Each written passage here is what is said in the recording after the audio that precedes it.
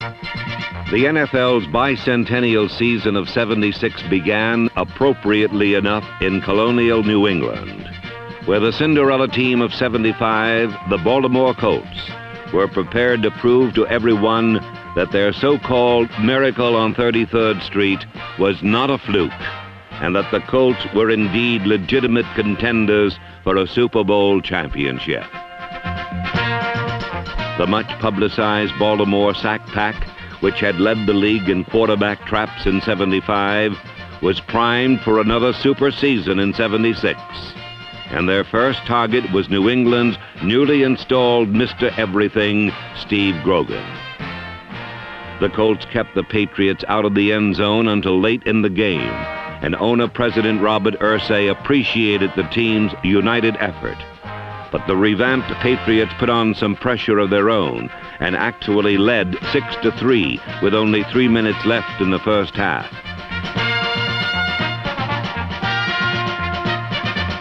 Then quarterback Bert Jones hit Glenn Dowdy for 2 touchdowns in 41 seconds to break the game open. And the Colts emerged from the pressure cooker with a hard-fought 27-13 victory.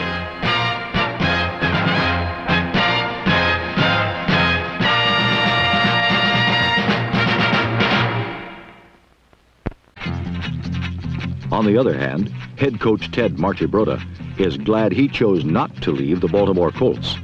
1975's Coach of the Year nearly abandoned Baltimore. But a closer look turns up 3 pretty good reasons to stick around.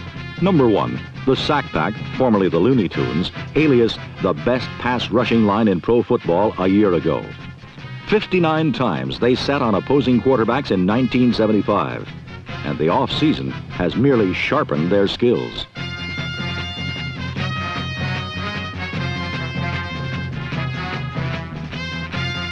Marchibroda's second reason for returning commands the Colts' offensive fortunes. A year ago, under Marchibroda's tutelage, Bert Jones blossomed into one of the NFL's finest all-around quarterbacks.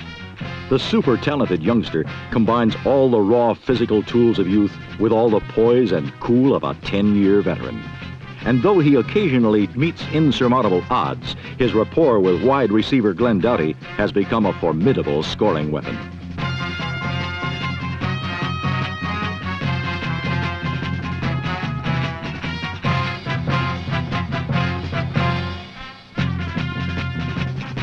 The Sack Pack. Bert Jones to Glenn Dowdy, and 1,000-yard rusher Lydell Mitchell, number 26. 3 pretty good, solid reasons for Ted Marchibroda to hang around Baltimore a while. And you can bet the Super Bowl was in the back of his mind.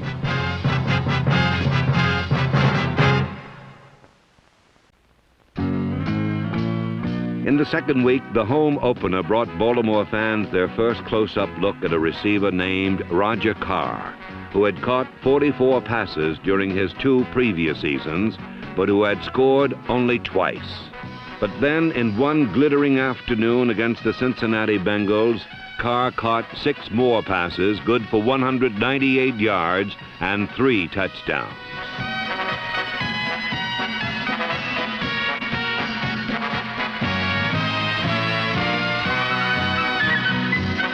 Bert Jones passed for more than 300 yards, but the man of the hour was the new star who was born that beautiful September afternoon in Baltimore, Roger Carr, number 81.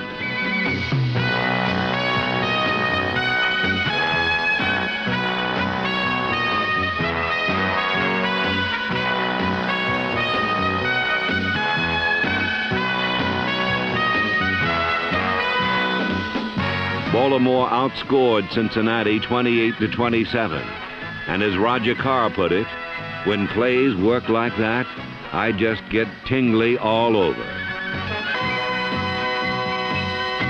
Where the Bengals and Colts got together in a barn-burning, head-knocking struggle that turned out to be the most exciting game of the week.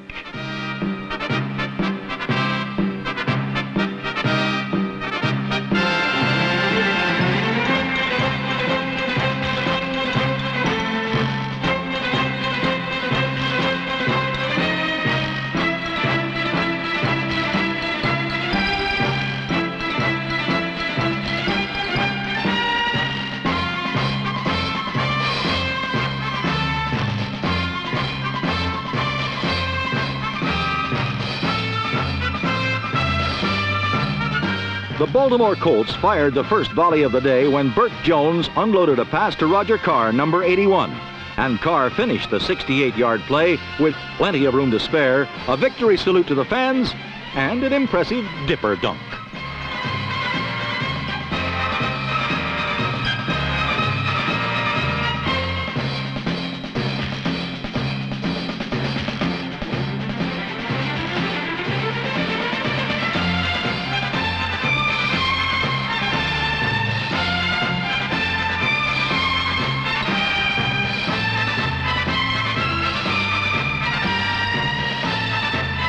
No less impressive was the play of Cincinnati's Tommy Casanova, number 37, as the Bengals forged dramatically to a 17-7 lead.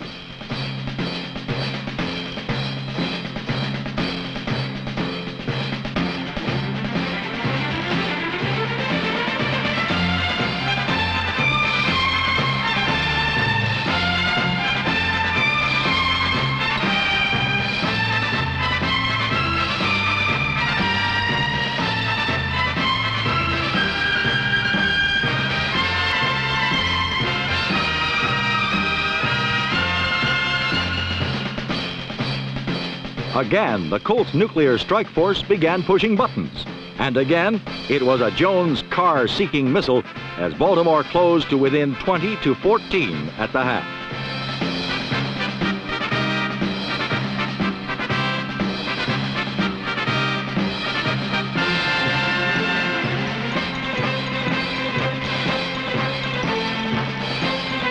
Although the second half was mostly a battle of the trenches, it was again a Jones-to-Carr big bomb of 65 yards that paved the way to a final 28-27 Colt victory.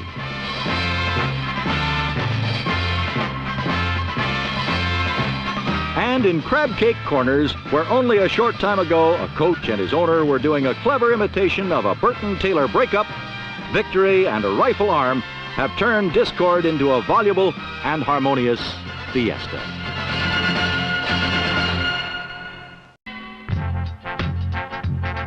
The following week in Dallas, Bert Jones and the Colts tingled in pain as a national TV audience witnessed Roger Staubach's best day as a pro.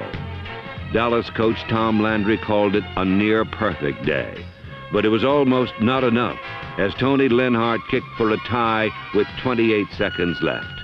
But then, with just 3 seconds left, Efren Herrera untied it for the Cowboys, and the hottest team in pro football had beaten the Colts in what some saw as a possible preview of the Super Bowl.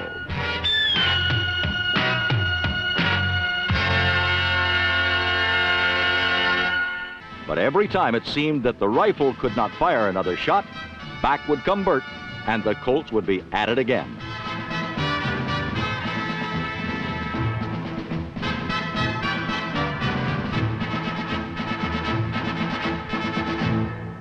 Despite numerous injuries, Jones loves to challenge a defense directly, and this makes him doubly dangerous, as long as he remains reasonably healthy. Bert Jones and the Colts came back home and got well immediately against the Tampa Bay Buccaneers as they scored on their first 7 possessions of the game.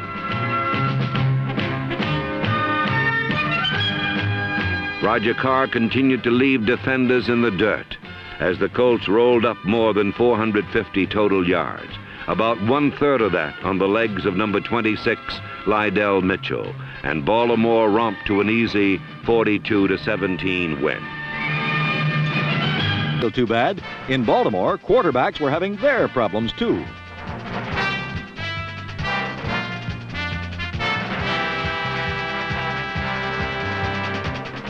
Even the highly praised Bert Jones was not above an untimely slip-up or two.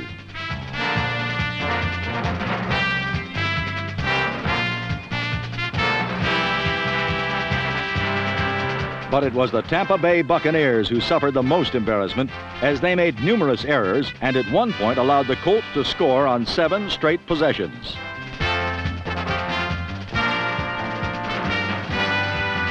In fact, one of the best plays of the day for the Bucs was made by their fearless phantom tackler, who came cleverly disguised as a field official.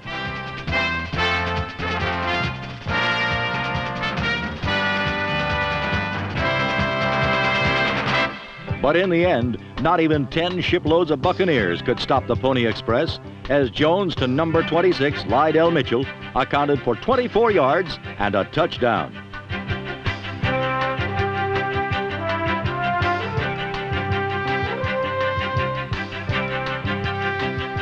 And then it was Jones to number 81, Roger Carr, for 48 yards, and a 42-17 victory, which left the 3-1 Colts tied for first with the Patriots in the AFC's Eastern Division.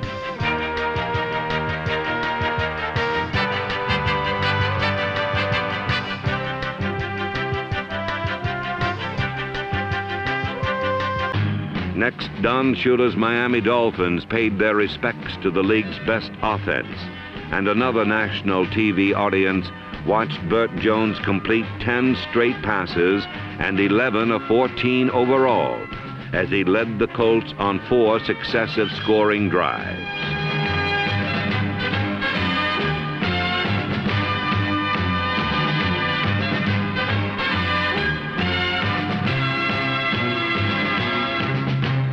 In the second half, with a 28-14 lead, the Colts turned loose the pass rush against Earl Morrall and the Dolphins and preserved their third consecutive victory over Miami. As Bert Jones said later, we played it pretty close to the vest, but then we owned the vest.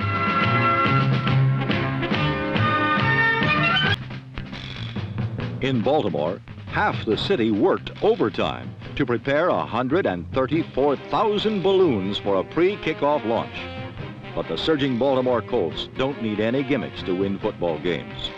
Their success lies in a dynamic ball control attack that moves equally well on land and through the air.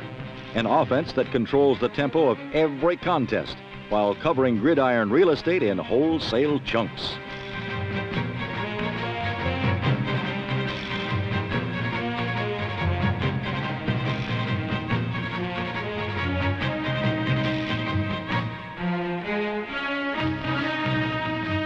In a 21-point second quarter against Miami, Bert Jones moved the Colts through the Dolphins almost at will. Wide receiver Glenn Doughty is but one of Baltimore's many and very defensive weapons. Jones can call a lot of numbers inside an opponent's 20-yard line, and he doesn't hesitate to call his own.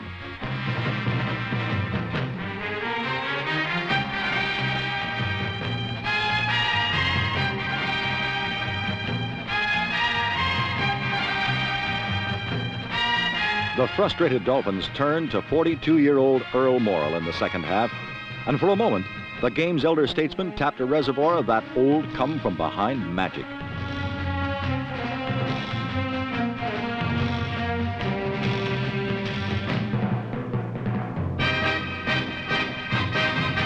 But Morrall's fine pass and Nat Moore's finer individual effort merely reopened an issue that the Colts thought they had settled earlier in the afternoon. And so, Baltimore turned loose the sack pack to resolve the matter once and for all.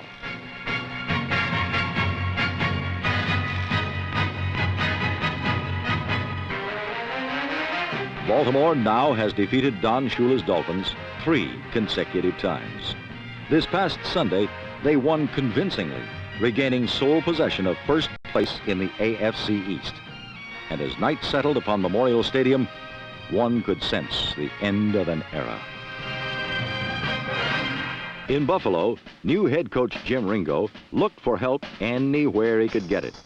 And the first place he found it was way downfield, as a long Joe Ferguson pass caught up with last year's NFL rushing champion O.J. Simpson in the Baltimore Colts end zone. Simpson's touchdown gave Buffalo the lead 13-10 in the second quarter, but the Bills were unable to score again, due in good part to the ferocious Baltimore sack pack.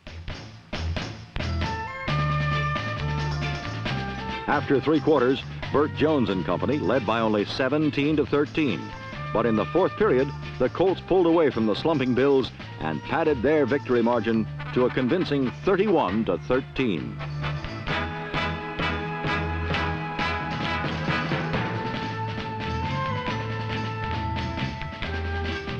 For the Colts, it was another joyful fourth period on the way to an apparent postseason playoff position. For Coach Jim Ringo and the Bills, it's back to the old drawing board. As Ringo said after the game, we still have some people who have to understand that football is a game you play for 4 quarters. The next week in Buffalo, the league's hottest passer continued to burn the opposition. The Colts again rolled up more than 400 yards and knocked off their former nemesis, the Buffalo Bills, 31-13.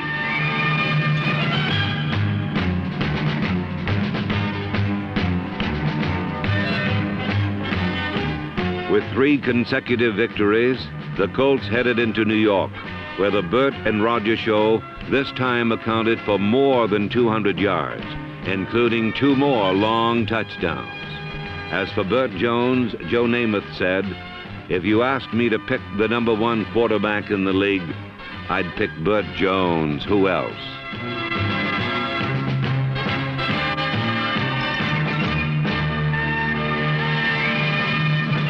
His quarterback, Bert Jones, the most explosive weapon in the game.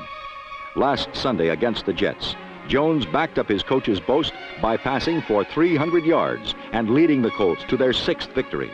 Jones, who is the league's highest-rated passer, threw 2 scoring passes to Roger Carr, number 81.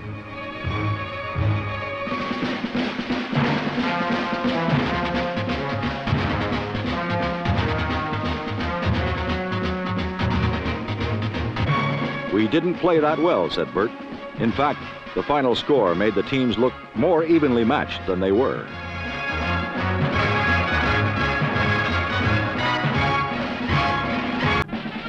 At mid-season, the Colts were alone in first with a 6-1 record and ready for a Monday night encounter with Dan Pastorini and the Houston Oilers. The sack pack reached the quarterback 6 times, while on offense, Lydell Mitchell showed the nation why he was the leading rusher in the conference. Lydell Mitchell set them up, and number 48, Roosevelt Leaks, twice cashed them in. The Colts made it look easy, especially when long-legged rookie running back Ron Lee, number 34, took one all the way.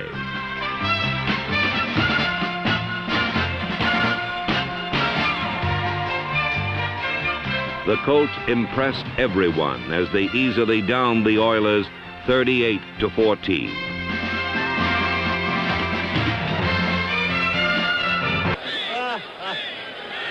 Second down. Don McCulley, right side. It's a couple of yards. It'll be 3rd down and 8. And there goes Nelson Muncy. Off the right cornerback. Injured his right knee earlier in the game.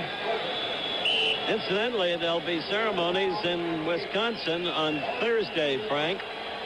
3 great names being ushered into the Hall of Fame out there. Vince Lombardi, the late great coach. Eddie Matthews, who had his halcyon days with the Milwaukee Braves. And, of course, Pat Harder, the great men of yesteryear from Wisconsin. 3rd and 8, quick toss, Ron Lee. And Ron Lee turns on a lot of speed down the sideline. He's not, I don't believe he has gone out of bounds. No. A 69-yard touchdown by Ron Lee, a big man and obviously gifted with a great deal of speed. He turned that corner, turned it on. He's 6'4", 220 pounds. He went 69 yards for a Baltimore touchdown. Back is true. Ron Lee is the running back. He's big. He's 6'4", 220, and watch him turn that corner. He's gone. Just stayed in bounds. Looked back once, twice, 3 times, no, 4 times. Breezes on in. And you know what? I like it. He didn't spike it. I'm glad that Chet Forney recovered from that terrible bite his dog gave him last week. I was really concerned about that. The dog is a vicious dog, you know, very big. You have to be careful with those Yorkshire He weighs 3.5 pounds, dogs. that dog. In sunny San Diego, even a funky disco rain dance failed to keep the Chargers from being drowned by the Baltimore Colts. All-purpose back Lydell Mitchell, number 26, amassed over 200 yards running and receiving and made everything look easy.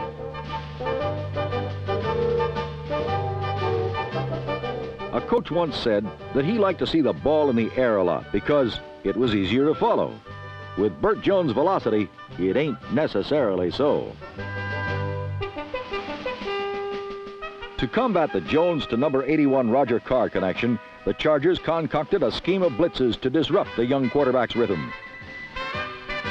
This rush looked like it worked, didn't it? Wrong.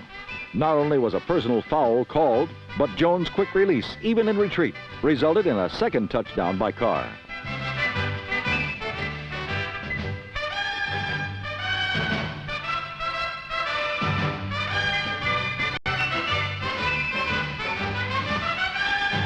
Jones so demoralized the Chargers that when he left, all that faced reserve quarterback Bill Troop was a team of phantoms and an empty end zone.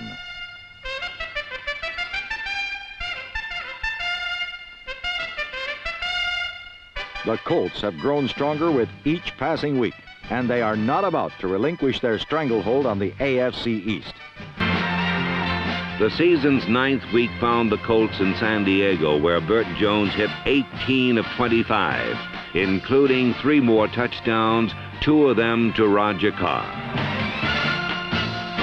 The Baltimore offense piled up almost 500 yards, more than 200 of which were attributed to the silky smooth running and receiving of Lydell Mitchell. Backup quarterback Bill Troop mopped up with a touchdown run of his own. And after 9 games, the Colts were 8-1 with a comfortable 2-game lead in the AFC East.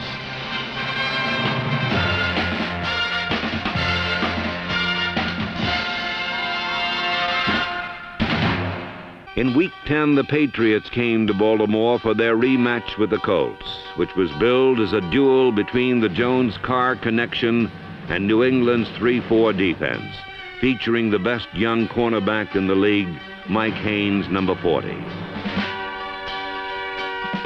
Roger Carr caught 3 passes for 86 yards, and his 9th touchdown of the season gave the Colts the early lead. But then things started to turn in New England's favor. A second Carr touchdown was correctly ruled out of bounds. And then the Patriots decided it was time to put some pressure on the game's best passing combination. The result was that cornerback Mike Haynes came out looking as though he should be voted Rookie of the Year, which of course he eventually was.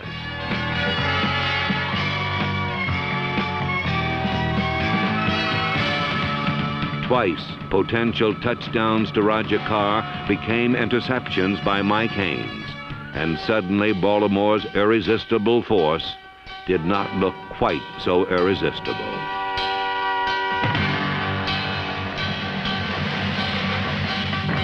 The Patriots won 21-14, and the Colts' 6-game win streak had finally ended. Leader Lydell Mitchell was not so fortunate, as defense keyed the Patriots' 21-14 victory over Baltimore.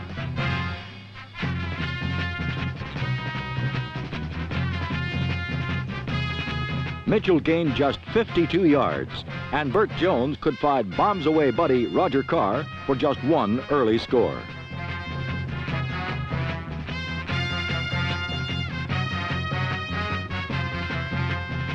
Jones kept trying, but after his early burning, rookie Mike Haynes, number 40, intercepted 2 passes intended for Carr, and the NFL's highest scoring offense could put just 14 points on the board. More than anything, the Patriot defense led New England to its 7th victory in 10 starts, for the Pats got only 21 points, usually not enough to beat Baltimore, the Colts averaging 31 points in their first 9 games. Steve Grogan's short touchdown pass and 8th and 9th touchdowns of the year had New England ahead 21-14 at the half, the ultimate final score. Desperate for the tying touchdown, Jones kept trying for a quick strike, but New England shut out the Baltimore Colts for the entire second half and moved to 1 game behind in the AFC East Division race, behind the frustrated Colts.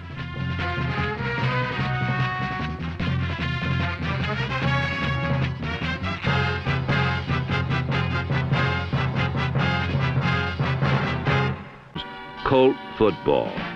We win on offense, on defense, on special teams, with whatever it takes to win. And the following Monday night, the special teams made the difference in Miami.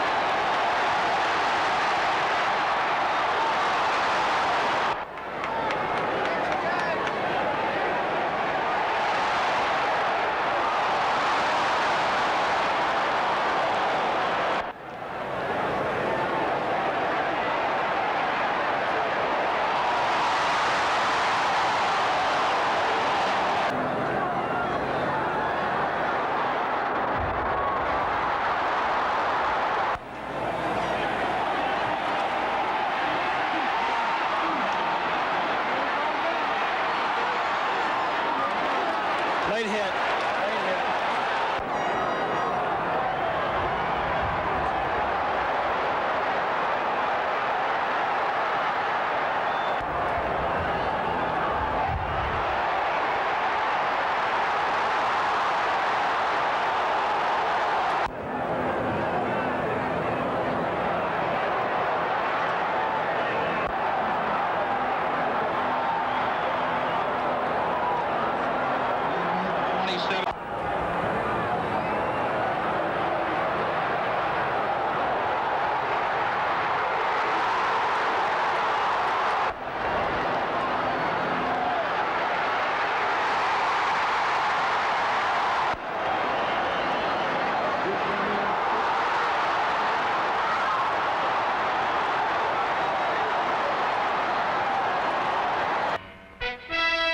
The NFL's top-ranked passing combination reasserted itself in the rematch with the Jets, as Bert Jones threw 3 second-quarter touchdown passes, including Roger Carr's 10th of the season. In New York, the Jets knew they had to put up some points to upset the NFL's highest-scoring team, the Baltimore Colts. So they repeatedly got the ball to their leading rusher and receiver, the remarkable free agent rookie from Wake Forest, Clark Gaines, number 21.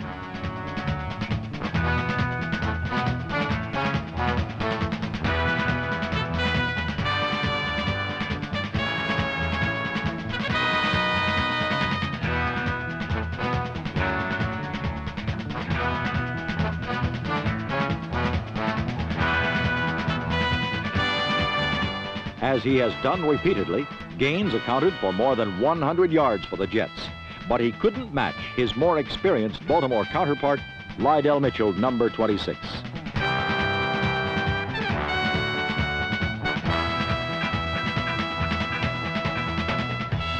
Mitchell added another 150-plus yards to his total of more than 1,600 combined yards for the season. And Mitchell is one of those rare performers who prefers to let someone else take care of the celebrations.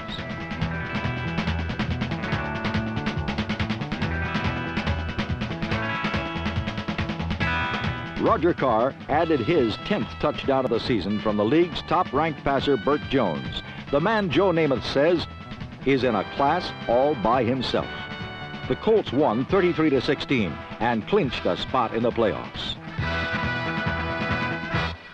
Last week, Bert Jones, the NFL's top-ranked quarterback, led the NFL's top-ranked offense with passes like this one to Roger Carr. The Baltimore Colts have scored 359 points so far this season, the most in the NFL, and that is due in good part to the classic rifle belonging to the Jones boy.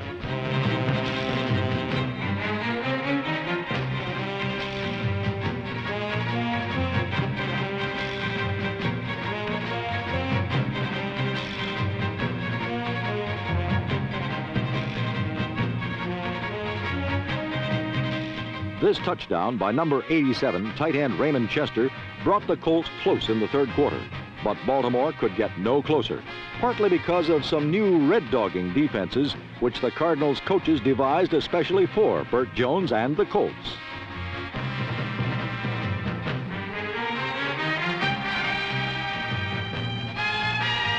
The main difference in the game was that the Cardinals suffered only one turnover while taking 5 away from the usually sure-handed Colts.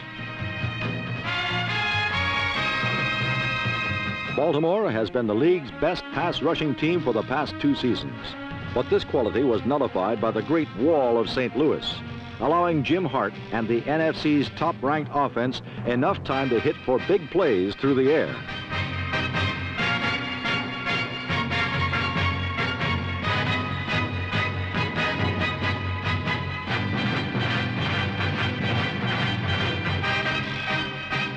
Number 88, third-year tight end J.V. Kane came up with several clutch catches for the Big Red.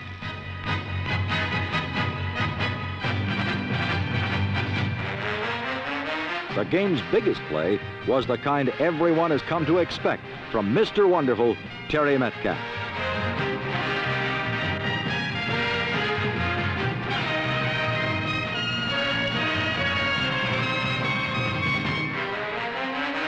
The Cardinals had to win, and they did win 24-17. St. Louis was still in the playoff picture and hoping for some help this weekend from the Dallas Cowboys in their game against the Washington Redskins.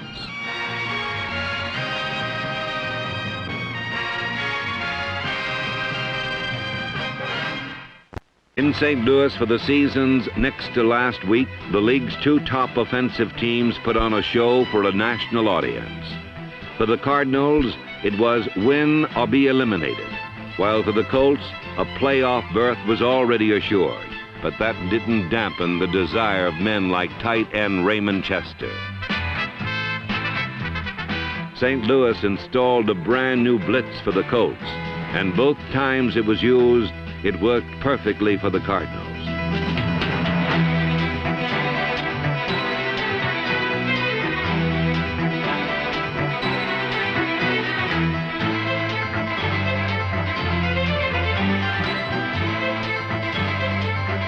The red-dogging Cardinals desperately forced and recovered 4 fumbles, and those 4 fumbles made the difference in an otherwise even contest.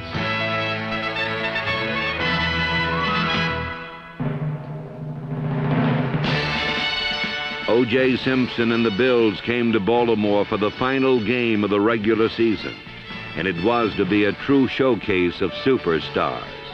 For his part, the man they called the Juice wrapped up yet another NFL rushing title.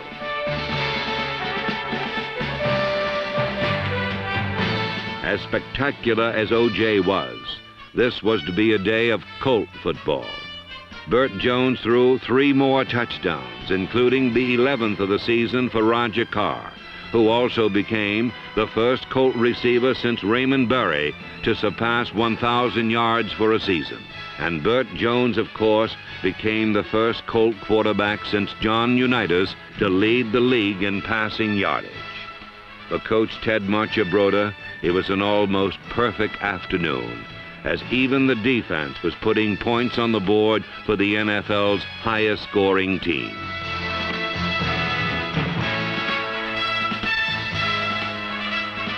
In all, the Colts scored a club record 58 points as they prepared for the playoffs and a Pittsburgh Steelers team which many considered the best ever.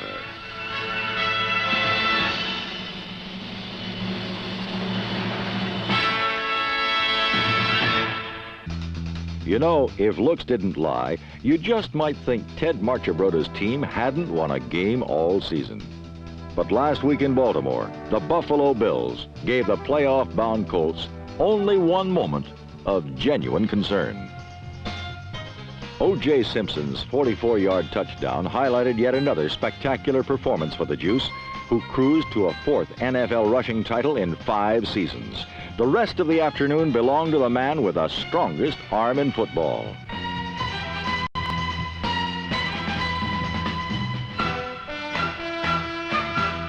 Bert Jones and Roger Carr rank as pro football's finest long ball combination.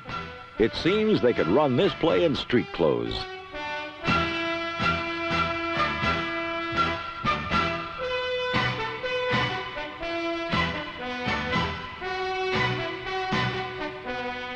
The Jones-Carr connection typifies Baltimore's multifaceted air game, a diverse attack whose receivers will travel anywhere with a Bert Jones pass.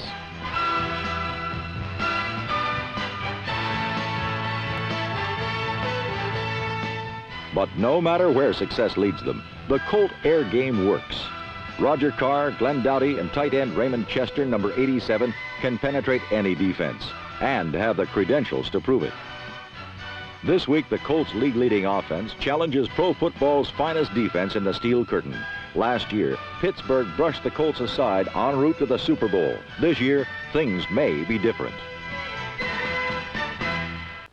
Who's going to win? It's the immovable object and the irresistible force situation. Again, the best offense against the best defense. We have been, I guess, spoon-fed by a lot of coaches in the past few years that the team with the best defense is going to win. Do you feel that way? I feel that, well, the way I've been brought up, and it's the old school, and that is if they can't score on you, you can't lose. And I think it's a philosophy that, since a lot of coaches are in their late 30s, early 40s, it's a philosophy that a lot of coaches use. My theory is that if we can keep the offense going, if we can get them moved a little bit, then it'll open up a lot of opportunities for us in the long pass. What we've been doing all year is running the ball well and then going over the top for the big play, and this is the way we've scored. So what we've really got to do is try to establish that. And I really can't answer the question about the irresistible force and the immovable object, because that's what the game is all about. Man for man, person for person, they're probably the best team in football. But I think that there are so many other variables in the game in the National Football League that help make you or break you. And I think that, you know, we can match up with them. I think that we're a very well-coached ball club here in Baltimore, and because of it, I think that, you know, we can come out on top, and if we can just keep them from having the football and sustain some drives and keep them from scoring points and us score points, we'll win. The philosophy of the Colts seemed simple enough, but their opponents this time were the defending two-time Super Bowl champion Pittsburgh Steelers. And although the Colts had the better record overall, the Steelers had won 9 consecutive games and were being described as awesome, phenomenal, and even frightening. Roger Carr became the first player all year to score a first-period touchdown against Pittsburgh.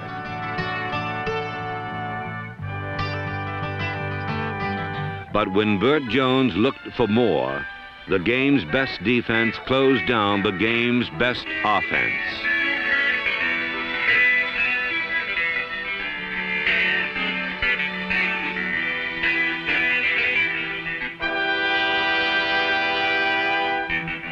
Steeler quarterback Terry Bradshaw took over the role of Bert Jones and bombed away at the Colt deep defenses.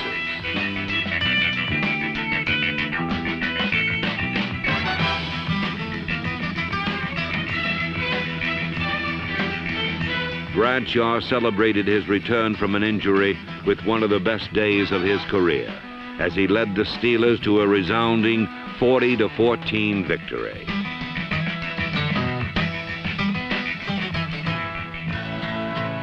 For the Baltimore faithful, the Steelers' crushing triumph meant a depressing conclusion for a season of tremendous accomplishment. But the pride of Colt football is still building. The Colts put a dent in the steel curtain.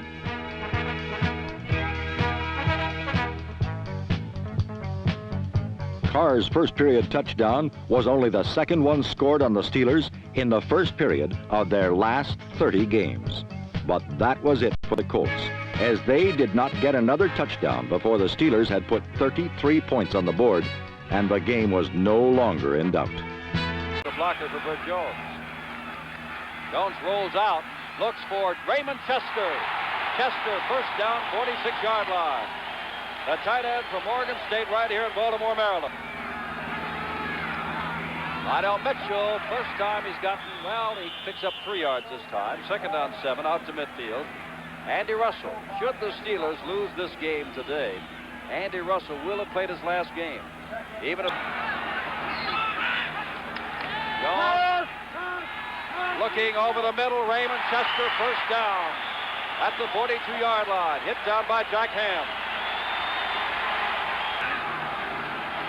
Jones to throw on first down. Excellent protection. Now decides to run. Gets the ball to Mitchell.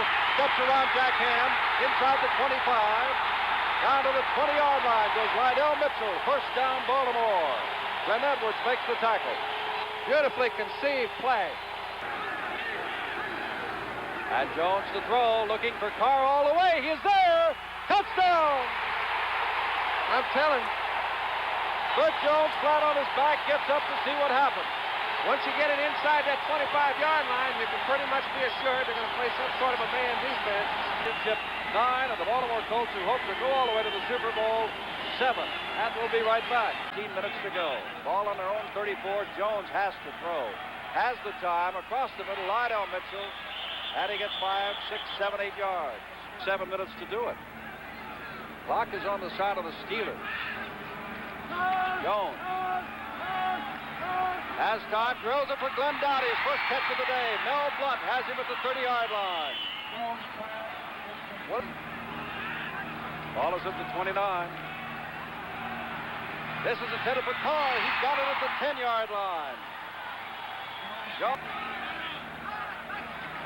Jones blitzes on, he gets it away. Doughty's got the football. Doughty, as a flag goes down inside the 5-yard line. Nose on him. Look at it. Mitchell running the ball. Pratt in front of him to throw the block. Mitchell down for the first down, I believe. Mitchell carries the ball. 10:50 left. Roosevelt leaks, touchdown. And for the second time in the game, Baltimore gets in the end zone. Ted Marchibroda directs a superb cast of players, from 5'5" Howard Stevens through a gung-ho assemblage of specialists like bomb squad belters Tim Baylor, Dan Dickel, Sanders Shiver, and number 56, Ed Simonini. So effective was David Lee's punting game that the Colts led the entire NFL in punting efficiency. And this was also a tribute to quality depth players like Forrest Blue, Randy Hall, Jimmy Kennedy, and Mike Kirkland. The defense was young and improving, but injuries in key positions kept the coaching staff hopping. One of the more critical of the Colts' injuries was to starting right cornerback Nelson Muncy, number 31.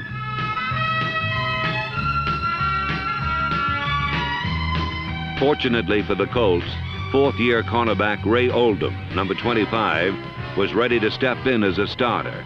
And as always, Oldham's enthusiasm was infectious. At the other corner was the steady 8-year veteran Lloyd Mumford, number 42. At free safety was number 20, Jackie Wallace, who led the team in interceptions with 5, and was also credited with 74 unassisted tackles. At strong safety was Bruce Laird, number 40, a man whose ability to stick people helped create turnovers for the ball hawks of the Colt defense.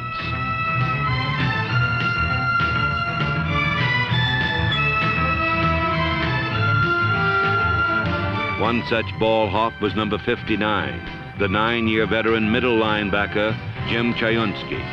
At outside linebacker, Tom McLeod missed the entire season due to injury and was replaced by number 58, second-year man Darrell Luce. Number 53, Stan White, led the Colts in solo tackles with 106 and also caused 4 fumbles and recovered 3.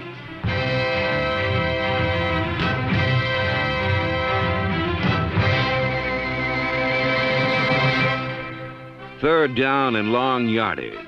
That's the situation that opposing quarterbacks dread, while the Baltimore Sack Pack savors every opportunity to pillage an enemy pass pocket. 57 times the quarterback was felled as the Colts led the conference in this department for the second straight season. New additions to the pack were number 1 draft choice Ken Novak and number 73, second-year defensive end Ron Fernandez. At defensive tackle, Joe Ehrman, number 76, continued to spend much of his time in the opposition's backfield. And if right tackle Joe Ehrman couldn't get through, chances were good that left tackle Mike Barnes would.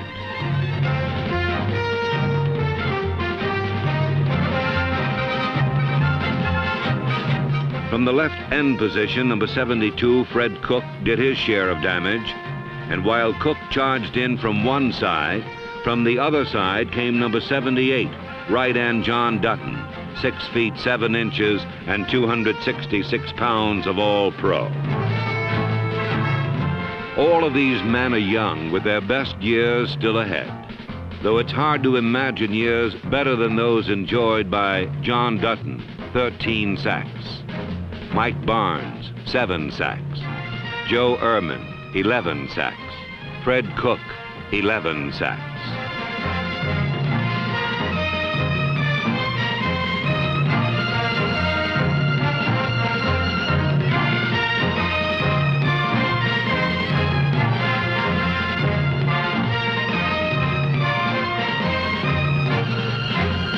With men like these, Vice President and General Manager Dick Szymanski and Head Coach Ted Marchibroda have the solid foundations upon which to build Colt championships of the future.